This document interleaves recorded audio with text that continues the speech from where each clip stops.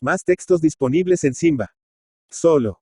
Fresnedo dormía profundamente su siesta acostumbrada. Al lado del diván estaba el velador maqueado, manchado de ceniza de cigarro, y sobre él un platillo y una taza, pregonando que el café no desvela a todas las personas.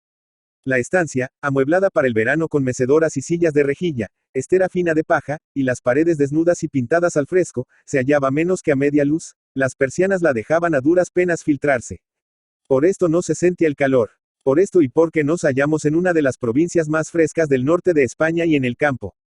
Reinaba silencio. Escuchábase solo fuera el suave ronquido de las cigarras y el pío pío de algún pájaro que, protegido por los pampanos de la parra que ciñe el balcón, se complace en interrumpir la siesta de sus compañeros.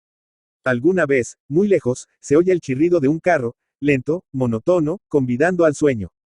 Dentro de la casa habían cesado ya tiempo hacia los ruidos del fregado de los platos.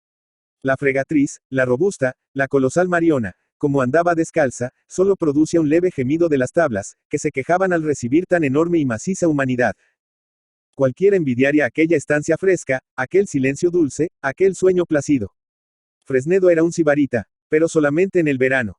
Durante el invierno trabajaba como un negro al en su escritorio de la calle de Espós y Mina, donde tenía un gran establecimiento de alfombras. Era hombre que pasaba un poco de los 40, fuerte y sano como suelen ser los que no han llevado una juventud borrascosa, la tez morena, el pelo crespo, el bigote largo y comenzando a ponerse gris.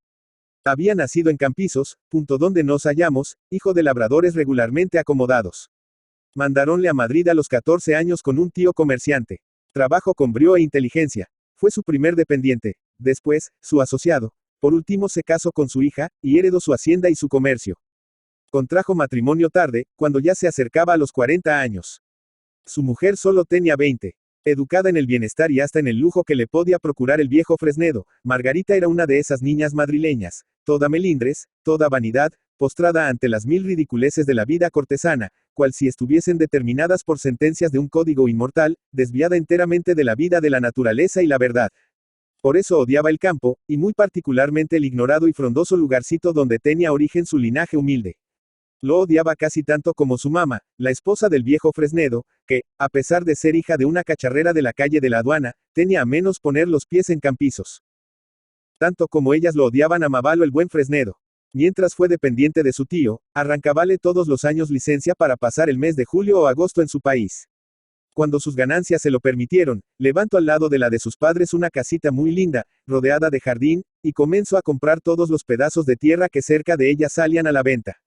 En pocos años logró hacerse un propietario respetable. Y al compás que se hace dueño de la tierra donde corrieron sus primeros años, su amor hacia ella crecía desmesuradamente.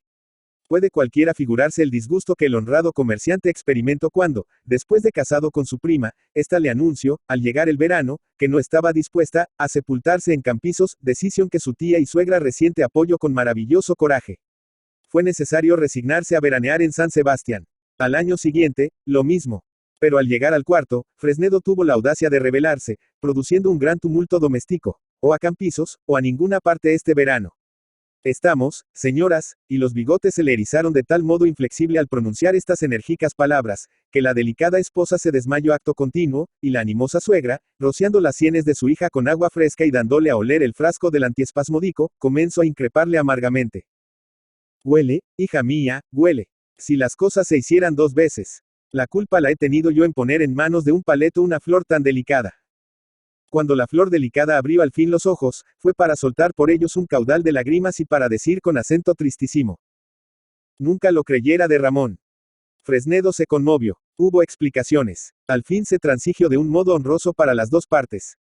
Combinóse en que Margarita y su mamá irían a San Sebastián, llevando a la niña de 15 meses, y que Fresnedo fuese a Campizos el mes de agosto, con Jesús, el niño mayor, de edad de 3 años, y su niñera. Esta es la razón de que Fresnedo se encuentre durmiendo la siesta donde acabamos de verle. Despertóle de ella una voz bien conocida, papá, papá. Abrió los ojos y vio a su hijo a 2 pasos, con su mandilito de dril color perla, sus zapatitos blancos y el negro y enmarañado cabello caído en bucles graciosos sobre la frente. Era un chico más robusto que hermoso. La tez, de suyo morena, tenía la hora requemada por los días que llevaba de aldea haciendo una vida libre y casi salvaje. Su padre le tenía todo el día a la intemperie, siguiendo escrupulosamente las instrucciones de su médico. Papá, dijo Tata que tú no querías. Que tú no querías. Que tú no querías. Comprarme un carro. Y que el carnero. Y que el carnero no era mío, que era de Carmita, la hermana, y no me deja cogerlo por los cuernos, y me pego en la mano.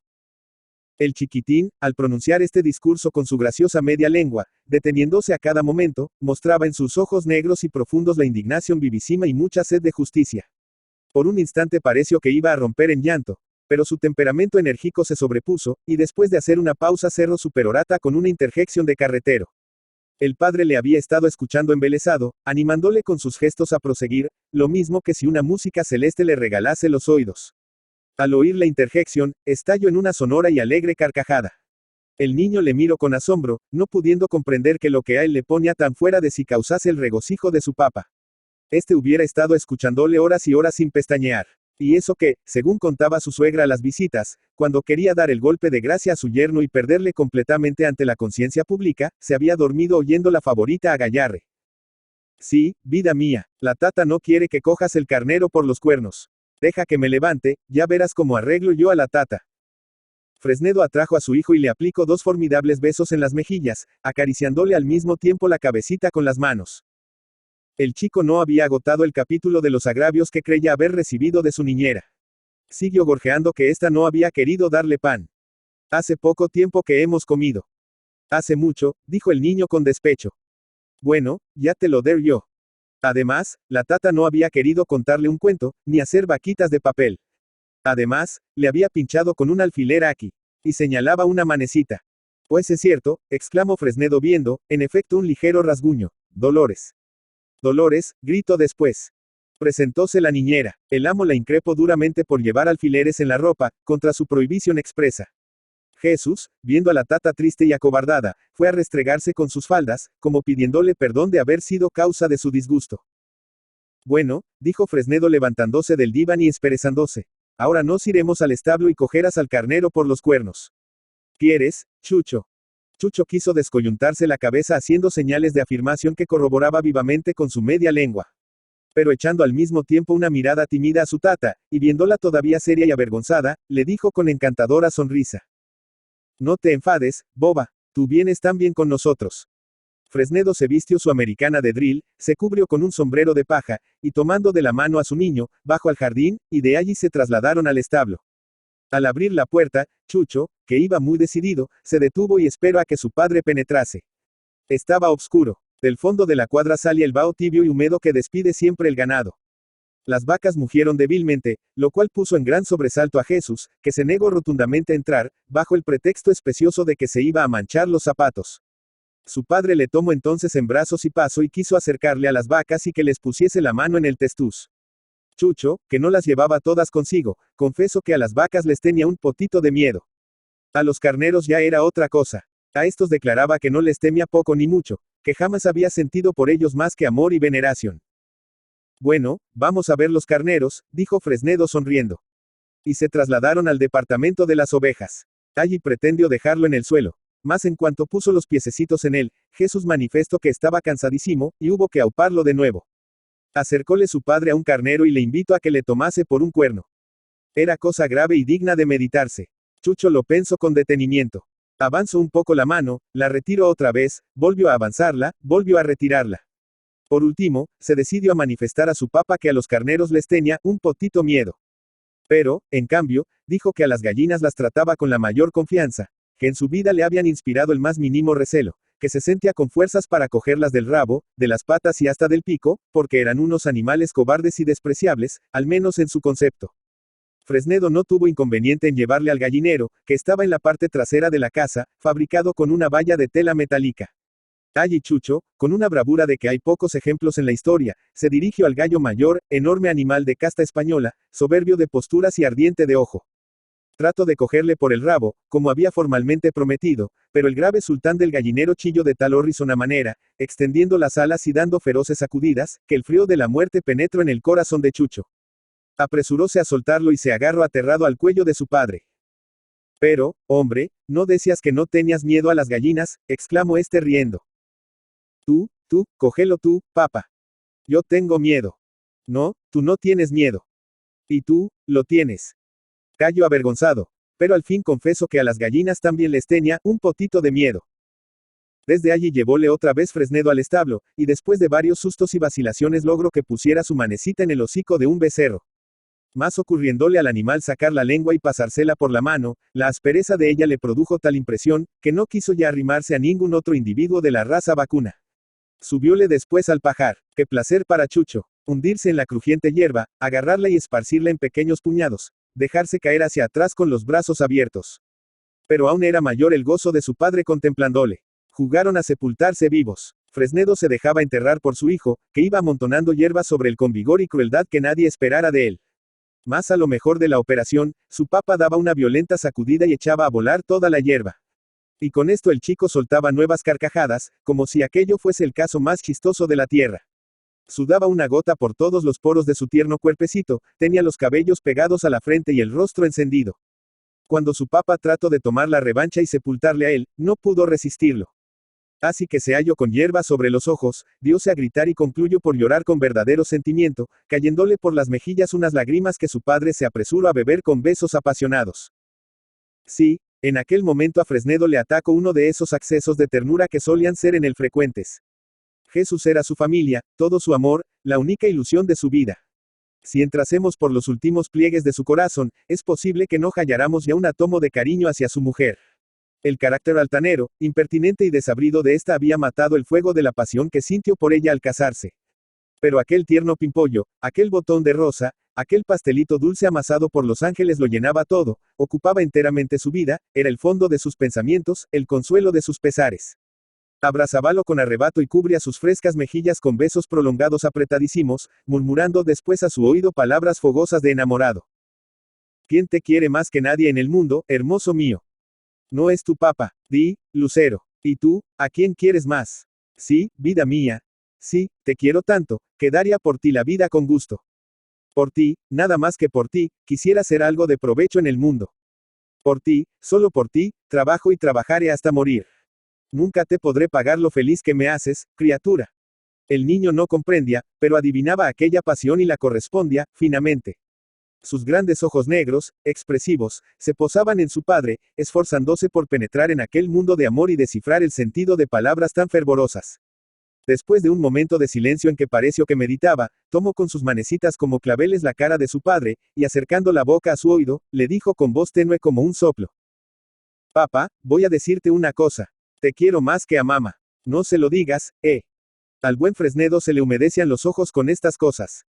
Bajaron del pajar, salieron del establo, y después de consultado el reloj, el comerciante resolvió irse a bañar, como todos los días, al río. Chucho, vienes conmigo al baño. Cielo santo, qué felicidad. Chucho quiso volverse loco de alegría. Generalmente el baño de su padre le causaba algunas lágrimas porque no podía llevarle consigo a causa de la niñera. Fresnedo se bañaba en un sitio retirado, pero en cueros vivos. Esta vez se decidió a llevar a su hijo y dejar a Dolores en casa. El niño comenzó a pedir a grandes gritos el sombrero. No quería subir por la casa, temiendo que su padre se le escapase como otras veces. La tata, riendo, se lo tiró del balcón, y lo mismo la sabana del papa y la sombrilla. El río estaba a 1 kilómetro de la casa. Era necesario caminar por unas callejas bordadas de toscas paredillas recamadas de zarzamora y madreselva. El sol empezaba a declinar, y el valle, el hermoso valle de Campizos, rodeado de suaves colinas pobladas de castañares, y en segundo término de un cinturón de elevadísimas montañas, cuyas crestas nadaban en un vapor violáceo, dormía la siesta silencioso, ostentando su manto de verdura incomparable. Había todos los matices del verde en este manto, desde el claro amarillento de la hierba tierna, hasta el obscuro y profundo de los robles y negrillos. Caminaban padre e hijo por las angostas calles preservándose del sol con la sombrilla del primero. Pero Chucho se escapaba muchas veces y Fresnedo le dejaba libre, convencido de que era bueno acostumbrarlo a todo. Gozaba al verle correr delante, con su mandilito de dril y su gran sombrero de paja con cintas azules. Chucho andaba 4 veces el camino, como los perros. Paraba a cada instante para coger las florecitas que estaban al alcance de su mano, y las que no, obligaba despóticamente a su padre a cogerlas y además a cortar algunas ramas de los árboles, con las cuales iba barriendo el camino. Por cierto que en medio de él tuvo un encuentro desdichado y temeroso. Al doblar un recodo tropezóse nuestro niño con un cerdo, un gran cerdo negro y redondo, caminando en la misma dirección. Chucho tuvo la temeridad de acercarse a él y cogerle por el rabo. Este aditamento de los animales ejerce una influencia magnética sobre sus diminutas manos regordetas. El cerdo, que estaba, al parecer, de mal humor y nervioso, al sentirse asido lanzó un terrible bufido, y dando la vuelta para escapar, embistió con el niño y lo volcó. Cristo Padre, qué grito. Ala, acudió Fresnedo corriendo, y lo levanto y le limpio las lágrimas y el polvo, haciéndole presente al mismo tiempo que tomaría venganza de aquel cerdo bárbaro y descortés así que llegaran a casa. Con lo cual se aplacó Chucho, no sin manifestar antes que el cerdo era muy feo y que a él le gustaban más los perros, porque eran buenos y le conocían, y cuando estaban de humor le lamían la cara. Hubo que pasar por algunas saltaderas. Fresnedo tomaba a su hijo en brazos y le ponía de la parte de ala con gran cuidado. Dejaron el camino real y empezaron a caminar por los prados, donde Jesús se empeñó en coger un grillo. Su padre le mandó orinar en el agujero para que saliese. Así lo hizo, y como el grillo no quería asomar, se irritó contra sí mismo porque no podía orinar más y lloró desconsoladamente. Aunque con gran sentimiento, renunció a aquella casa difícil y se dedicó a las anitas de Dios, y se entretuvo un rato, demasiado largo, en opinión de su papa, a ponerlas en la palma de la mano, cantándoles: Anita, Anita de Dios, abra las alas y vete con Dios, precioso conjuro que la había enseñado su tata, persona muy instruida en este linaje de conocimientos. Por fin llegaron al río. Corría sereno y limpido por entre praderas, orlado de avellanos que salen de la tierra como grandes ramilletes.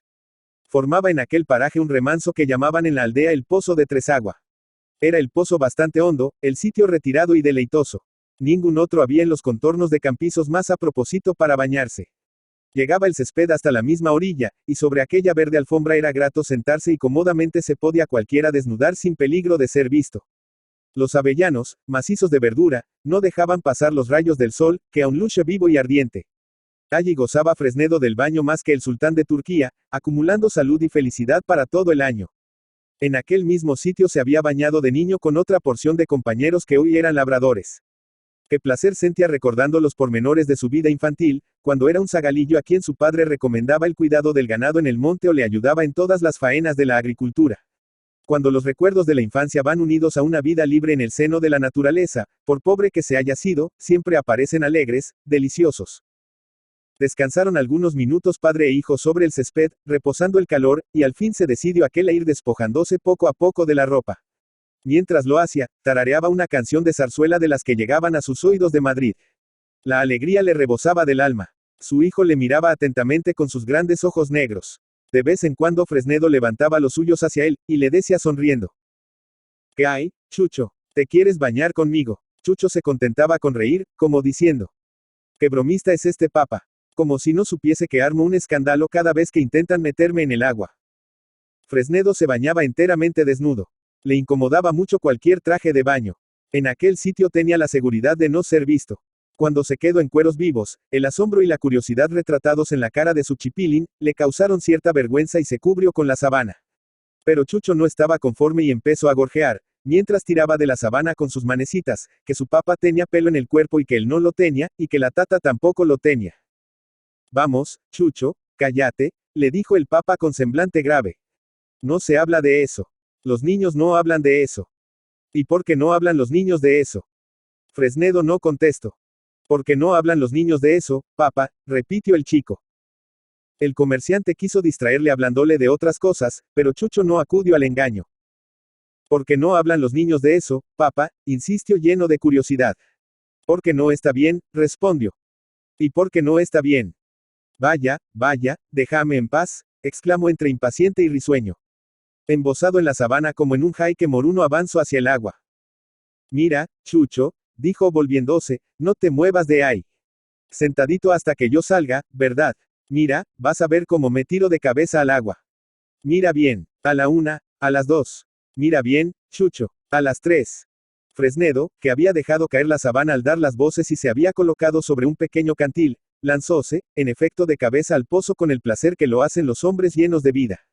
Al hundirse, su cuerpo robusto agitó violentamente el agua, produjo en ella una verdadera tempestad, cuyas gotas salpicaron al mismo Jesús. Este sufrió un estremecimiento y quedó atónito, maravillado, al ver prontamente salir a su padre y nadar haciendo volteretas y cabriolas en el agua. Mira, Chucho, mira. Y se puso con el vientre arriba, dejándose flotar sin movimiento alguno. Mira, mira ahora. Y nadaba hacia atrás con los pies solamente. Verás ahora, voy a nadar como los perros. Nadaba, en efecto, chapoteando el agua con las palmas de las manos. Con qué gozo recordaba el rico comerciante aquellas habilidades aprendidas en la niñez. Chucho estaba arrobado en éxtasis delicioso contemplándole. No perdía uno solo de sus movimientos.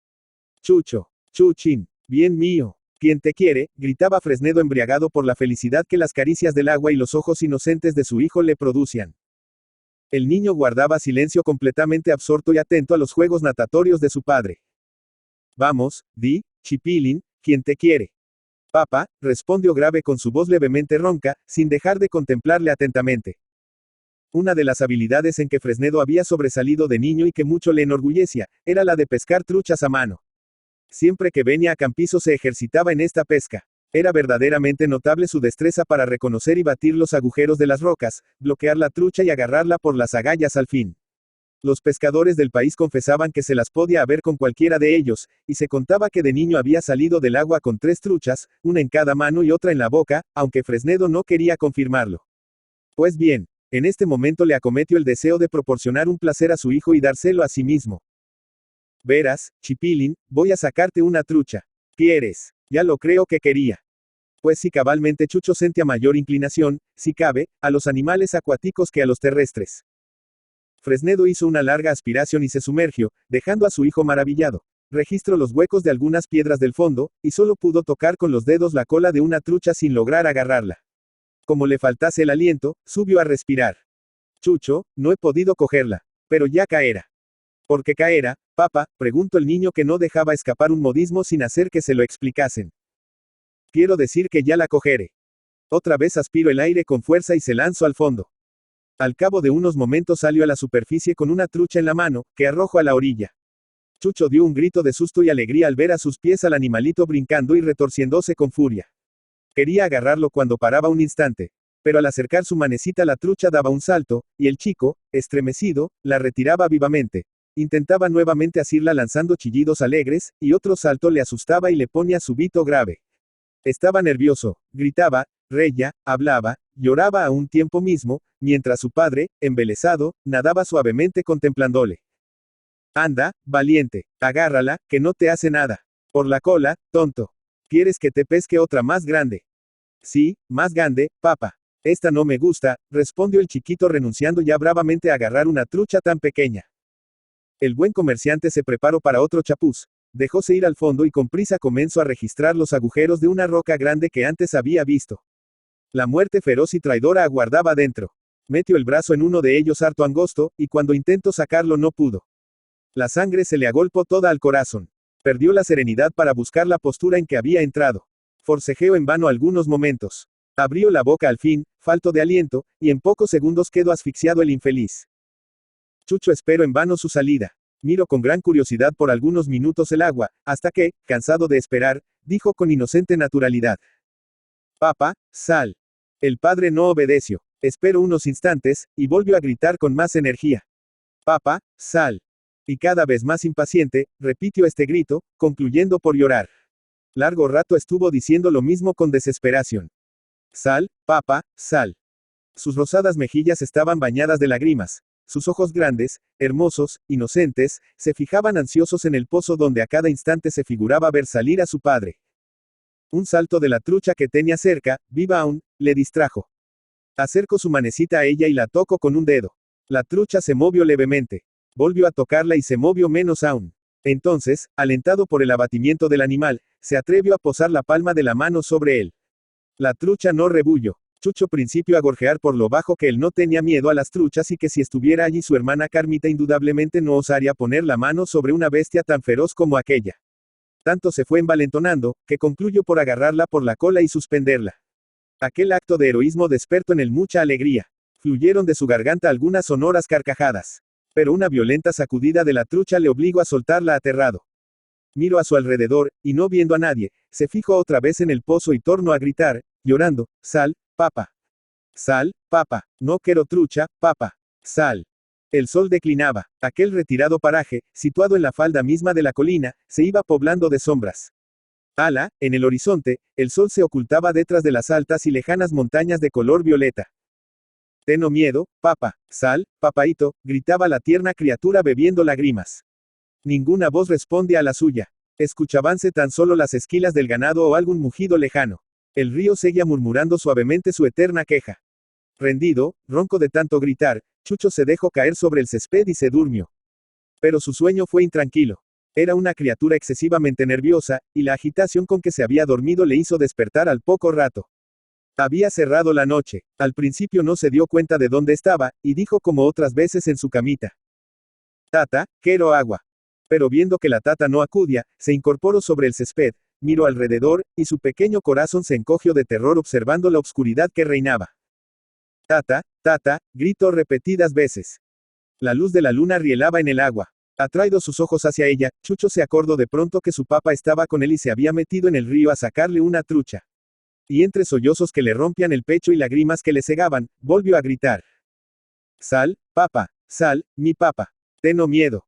La voz del niño resonaba tristemente en la oscura campiña silenciosa. Ah, si el buen Fresnedo pudiera escucharle ala en el fondo del pozo, hubiera mordido la roca que le tenía sujeto, se hubiera arrancado el brazo para acudir a su llamamiento. No pudiendo ya gritar más porque le faltaba la voz y el aliento, destrozado por el cansancio, cayó otra vez dormido, y así le hallaron los que habían salido en su busca. Armando Palacio Valdés. Armando Palacio Valdés, Entralgo, La Viana, Asturias, 4 de octubre de 1853, Madrid, 29 de enero de 1938, fue un escritor y crítico literario español, perteneciente al realismo del siglo XIX. Hijo de Silverio Palacio y Eduarda Valdés. Su padre era un abogado ovetense y su madre pertenece a una familia acomodada. Se educó en Avilés hasta 1865, en que se trasladó a Oviedo a vivir con su abuelo para estudiar el bachillerato, lo que entonces se hacía en el mismo edificio de la universidad. Por entonces leyó en su biblioteca la Ilíada, que le impresionó fuertemente y abrió su interés por la literatura y la mitología. Tras ello se inclinó por otras de historia. Por entonces formó parte de un grupo de jóvenes intelectuales mayores que el de los cuales se consagraron a la literatura Leopoldo Alas y Tomás Tuero, con los que entabló una especial amistad. Tras lograr su título de bachiller en artes en 1870, decidió seguir la carrera de leyes en Madrid, que concluyó en 1874. Perteneció a la tertulia del Billis Club junto con otros escritores asturianos. Dirigió la Revista Europea, donde publicó artículos que luego reunió en Semblanzas Literarias. También hay buenos retratos literarios en los oradores del Ateneo y en el Nuevo Viaje al Parnaso, donde desfilan conferenciantes, ateneístas, novelistas y poetas de la época. Escribió también como crítico, en colaboración con Leopoldo Alas, la literatura en 1881. Se casó 2 veces. Su primera esposa, Luisa Maximina Prendes, falleció en 1885 después de solo 1 año y medio de matrimonio. Se casó en 1899 en segundas nupcias con Manuela Vega y Gil, que le sobrevivió. Al morir José María de Pereda en 1906, ocupó el sillón vacante en la Real Academia Española. Marta y María por Favila en Avilés. Se dio a conocer como novelista con El señorito Octavio, 1881, pero ganó la celebridad con Marta y María, 1883, ambientada en la ciudad ficticia de Nieva, que en realidad representa a Avilés. En esta época de su evolución literaria suele ambientar sus novelas en Asturias. Así ocurre también con El idilio de un enfermo, 1884, que es quizá su obra más perfecta por la concisión, ironía, sencillez de argumento y sobriedad en el retrato de los personajes, algo que Palacio Valdés nunca logró repetir. También de ambiente asturiano son José, 1885, y El cuarto poder, 1888, donde de la misma manera que en La regenta de Leopoldo Alas se realiza una sátira de la burguesía provinciana, se denuncia la estupidez de los duelos y la fatuidad de los seductores. Su novela Riberita, 1886, cuya segunda parte es Maximina, 1887, transcurre en Madrid y revela cierto pesimismo y elementos autobiográficos. Por otra parte, la obra más famosa de Armando Palacio Valdés, La hermana San Sulpicio, 1889, transcurre en tierras andaluzas, cuyas costumbres muestra mientras narra los amores entre una monja que logra salir del convento y un médico gallego que al fin se casa con la religiosa vuelta al siglo. La espuma, 1891, es una novela que intenta describir la alta sociedad madrileña. La fe, 1892, como su propio título indica, trata el tema religioso, y en El maestrante, 1893, se acerca a uno de los grandes temas de la novela del realismo, el adulterio, de nuevo en ambiente asturiano. Andalucía surge de nuevo en Los majos de Cádiz, 1896, y las costumbres valencianas en La alegría del capitán Ribot, 1899. Entre todas sus obras, Palacio Valdés prefiere a Tristano el pesimismo, 1906, cuyo protagonista encarna el tipo humano que fracasa por el negativo concepto que tiene de la humanidad. La aldea perdida, 1903, es como una égloga novelada acerca de la industria minera y quiere ser una demostración de que el progreso industrial causa grandes daños morales. El narrador se distancia demasiado de su tema añorando con una retórica güera y declamatoria una Arcadia perdida y retratando rústicos como heroes homéricos y otorgando nombres de dioses clásicos aldeanos. Es una manera sumamente superficial de tratar la industrialización de Asturias. A Palacio Valdés se le daba mejor la descripción de la ciudad que de la vida rural. Los papeles del Dr. Angelico, 1911, es una recopilación de cuentos, pensamientos filosóficos y relatos inconexos, aunque muy interesantes. En años de juventud del Dr. Angelico, 1918, cuenta la dispersa historia de un médico, casas de huéspedes, amores con la mujer de un general, etc. Es autobiográfica la novela de un novelista, 1921, pero además se trata de una de sus obras maestras, con episodios donde hace gala de una gran ironía y un formidable sentido del humor. Otras novelas suyas son La hija de Natalia, 1924, Santa Rogelia, 1926, Los Cármenes de Granada, 1927, y Sinfonía Pastoral, 1931. Hizo 2 colecciones más de Cuentos en el pájaro en la nieve y otros cuentos, 1925, y Cuentos escogidos, 1923. Recogió algunos artículos de prensa breves en Aguas Fuertes, 1884. Sobre la política femenina escribió el ensayo histórico El gobierno de las mujeres, 1931, y sobre la Primera Guerra Mundial en La guerra injusta, donde se declara aliadófilo y se muestra muy cercano a la generación del 98 en su ataque contra el atraso y la injusticia social de la España de principios del siglo XX. En 1929 publicó su testamento literario, en el que expone numerosos puntos de vista sobre filosofía, estética, sociedad, etc., con recuerdos y anécdotas de la vida literaria en la época que conoció. Durante la Guerra Civil lo encontramos en Madrid pasando frío, hambre, enfermo. Los hermanos Álvarez Quintero lo atendían con los escasos víveres que podían reunir. Palacio Valdés, el amable, el otrora célebre y celebrado, vanidosillo y fecundo escritor, moría en el olvido, sin ayuda, el año 1938. Póstumo es el álbum de un viejo, 1940, que es la segunda parte de la novela de un novelista y que lleva un prólogo del autor a una colección de 50 artículos. Sus obras completas fueron editadas por Aguilar en Madrid en 1935, su epistolario con Clarín en 1941. Armando Palacio Valdés es un gran creador de tipos femeninos y es diestro en la pintura costumbrista. Sabe también bosquejar personajes secundarios. Al contrario que otros autores, concede al humor un papel importante en su obra. Su obra ha sido muy traducida, especialmente al inglés, e igualmente apreciada fuera de España. Es seguramente junto a Vicente Blasco Ibáñez el autor español del siglo XIX más leído en el extranjero. Su estilo es claro y pulcro sin incluir neologismos ni arcaísmos.